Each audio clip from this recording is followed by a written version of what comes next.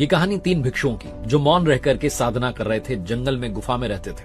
दैनिक दिनचर्या से निवृत्त होते, आकर के चुपचाप ध्यान में बैठ जाते, एक दूसरे से बात नहीं करने का संकल्प लेकर बैठे थे। एक दिन एक घटना घटी, उनकी गुफा के सामने से शेर निकला। 1 साल तक तीनों ने उस बारे में बात नहीं की। 1 साल बीत जाने के बाद पहला भिक्षु बोला कि तुमने देखा, गुफा के सामने से शेर निकला था उस दिन।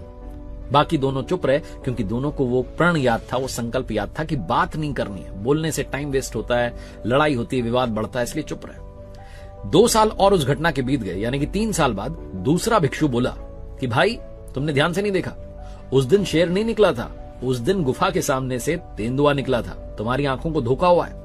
और उसने तीसरे की तरफ देखा कि शायद वो हां बोल दे कि हां वो तेंदुआ था, लेकिन वो चुप रहा। 3 साल और उस घटना के बीत गए, यानी कि वो जब शेर निकला था उस घटना को 6 साल बीत गए। 6 साल बाद तीसरा भिक्षु बोला कि तुम दोनों बेवकूफी भरी बातें करते हो, गुफा के सामने से शेर निकला या तेंदुआ निकला, हमें क्या लेना देना, हमें अपना ध्यान करना है। मैं इतने सालों से यही सोच रहा था कि बोलूं या ना बोलूं, तुमने मेरे 6 साल वेस्ट कर दिए। बहुत छोटी सी कहानी है, मजेदार कहानी है, जो ये सिखाती है कि जीवन भर हम यही सोच रहे होते हैं दूसरों की बातों में पढ़कर कि क्या हुआ, कैसे हुआ, क्यों हुआ।